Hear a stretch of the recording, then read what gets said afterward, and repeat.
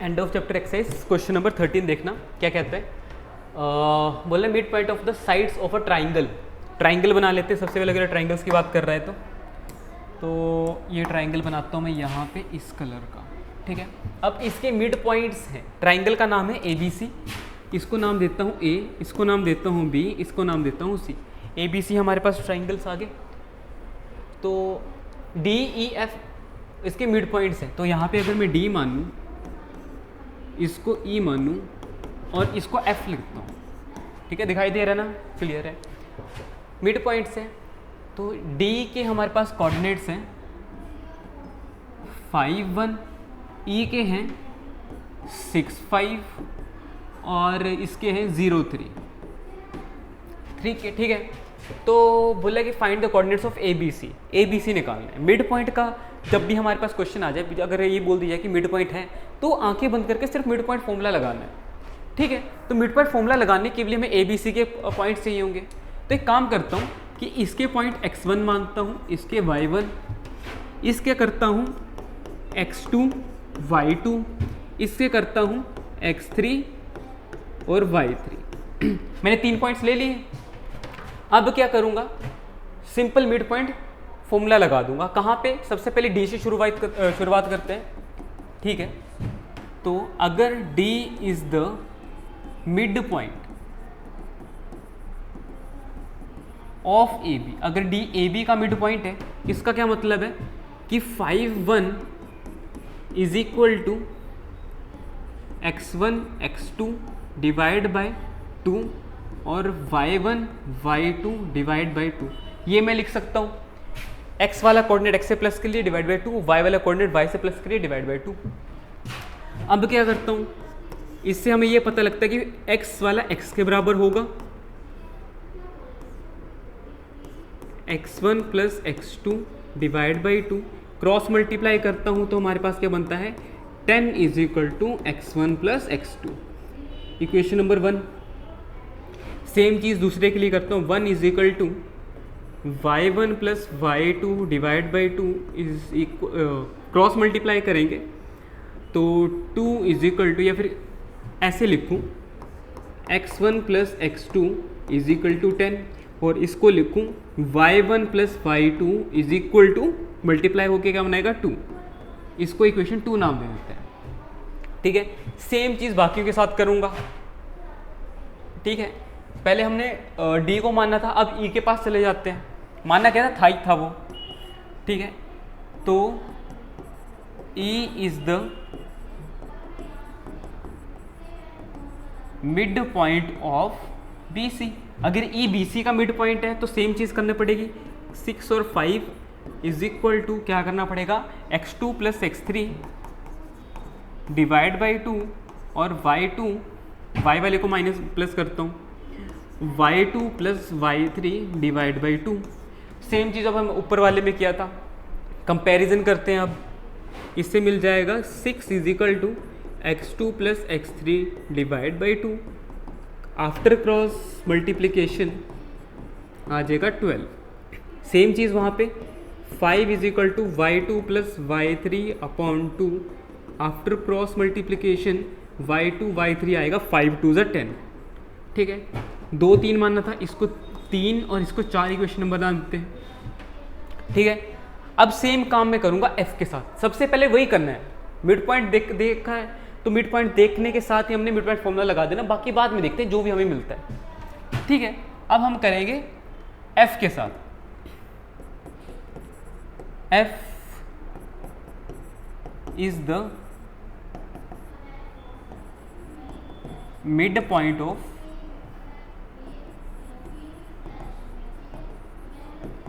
AC। अब F के क्या पॉइंट्स थे हमारे पास, 0 3 0 3, तो यहाँ पे क्या लिखूंगा मैं, 0 3 इज इक्वल टू, अब x वाला उठाऊंगा यहाँ से, हमारे पास था x1 plus x3 divide by 2, y1 plus y3 divide by 2। इसका क्या मतलब है, 0 is equal to x1 plus x3 divide by 2। After cross multiplication ये 0 आएगा, क्यों, क्योंकि 2 को 0 से मल्टीप्लाई करें वो 2 0 ही आता है। इसको 5 नाम देते हैं, ठीक है। अब y वाला y1 plus y3 divide by 2 is cross multiplication के बाद y1 plus y3 is equal to 6। इसको 6 नाम देते हैं। ठीक है, मैंने मिड पॉइंट देखते ही सारा का सारे मिड पॉइंट फॉर्मूला लगा दिया। अब देखते हैं इसके बाद हमने करना क्या है। ठीक है, अब मैं क्या करूँगा, सारे एक्स एक्स वालों को एक साथ लूँगा और वाई वाई वालों को एक साथ अलग कर दूँगा। अब देखो x वाला एक ये है, x वाला एक ये है, x वाला ये है, मतलब 1, 3 और 5। फ्रॉम 1, 3 एंड 5 मेरे पास क्या बनेगा, ध्यान रखना, फ्रॉम 1, 3 एंड 5 वी गेट, या फिर ऐड करते हैं तीनों को, कुछ तो मिलेगा, बहुत कुछ मिलेगा, देखते चलो। Add 1, 3 and 5। 1 हमारे पास क्या है, थोड़ा सा देख लेते हैं, ये है x1 plus y1, sorry x1 plus x2। Left वाला लेफ्ट में ऐड करूँगा, राइट वाला राइट में ऐड करूँगा, तो यहाँ पे आएगा x2 प्लस x3, 3 से मिल गया, 5 से मिलेगा x1 plus x3, x1 plus x3, 1 से मिलेगा 10, 3 से मिलेगा 12 और इससे मिलेगा 0। इससे हमें क्या मिला, देखो एक x1 ये, एक x1 ये, 2x1 same x2 x2 2x2 और same 2x3 is equal to 22। ठीक है, 2 यहाँ से अगर मैंने कॉमन निकाला तो अंदर बचा x1 plus x2 plus x3 is equal to 22। इससे हमें क्या मिला, देखो x1 plus x2 plus x3 is equal to 22/2, जो कि कट के आएगा 11। अब इससे इसका फ़ायदा क्या होगा, देखो अब हमने ये निकाला क्यों उसके बारे में बताता हूँ। देखो हमारे पास x1 प्लस x2 है, x1 प्लस x2 है, जो कि हमारे पास 10। अगर मैं x1 प्लस x2 यहाँ पे रखूँ तो हमारे पास x3 आ जाएगा। सेम चीज़ वही करने वाला हूँ मैं, फ्रॉम 1, फ्रॉम 2 एंड फ्रॉम 3 से हमारे पास क्या आएगा, देखो सॉरी फ्रॉम 1 से हमारे पास क्या आएगा, x1 प्लस x2 की वैल्यू थी वहाँ पे 10, तो x1 प्लस x2 की वैल्यू यहाँ पे 10 रखूँगा और plus x3 is equal to 11, तो x3 is equal to 11 minus 10, जो कि हमारे पास बनता है x3 इज इक्वल टू 1। ठीक है, सेम फिर से वही मैंने 1, 3, 5 और इसके अलावा कुछ ले ही नहीं रहा हूँ। ठीक है, फ्रॉम 3 से हमारे पास क्या मिलेगा, x2 प्लस x3 हमारे पास क्या था 12, तो x2 प्लस x3 के इन दोनों की जगह क्या लिख सकता हूँ 12। इसमें रखना है, हमेशा इसमें रखना है, जो भी हमने ये बनाया है इसको स्टार मार्क कर लेता हूँ, इसमें रखना है। तो यहाँ से क्या आ जाएगा हमारे पास, x1 की वैल्यू आ गई 11 माइनस 12, तो x1 यहाँ से आ गया हमारे पास माइनस का 1।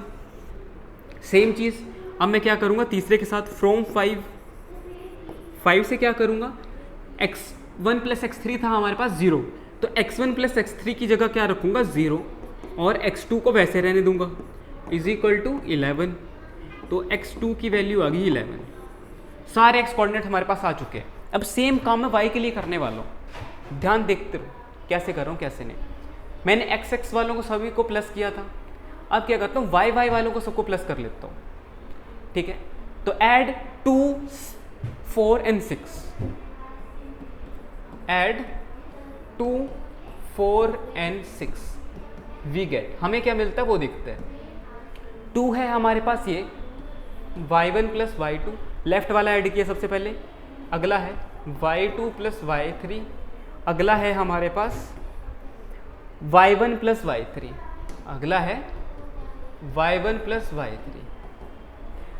2 से मिला हमें 2, 4 से मिला हमें 10, 6 से मिला हमें 6, ऐड करते एक y1 ये, एक y1 ये, 2y1 same 2y2 same 2y3, 10, 6, 16, 8, 18।